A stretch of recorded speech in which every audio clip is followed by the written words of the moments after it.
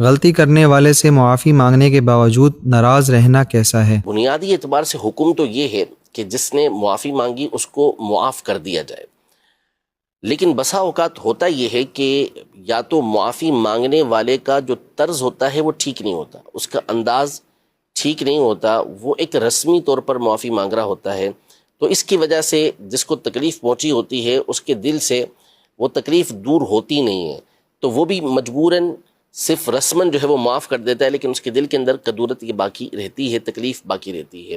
تو معافی مانگنے والے کو بھی چاہیے کہ واقعی اس انداز میں معافی مانگے کہ جس سے سامنے والے کو لگے کہ یہ اپنے فعل کے اوپر، اپنے کام کے اوپر نادم ہوا ہے۔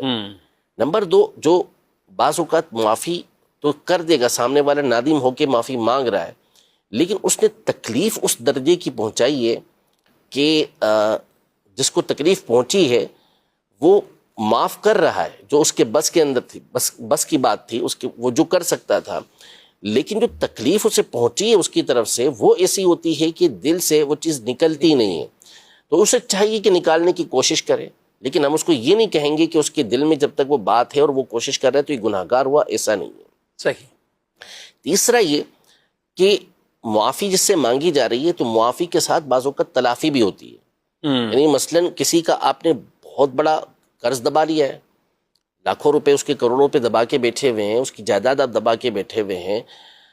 اور آپ جو ہے وہ کہہ رہے ہیں کہ مجھے معاف کر دو، وہ کیسے معاف کرے گا آپ کو؟ یعنی آپ اس کی جو رقم ہے، اس کا جو مال ہے، اسے تو آپ ادا کریں، آپ ادا کیے بغیر اسے کہہ رہے ہیں کہ مجھ سے ناراض مت ہونا،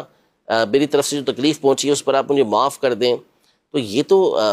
عجیب و غریب بات ہو جائے گی۔ جیسے میرے رسول سمجھاتے ہیں مثال دے کے کہ کسی کو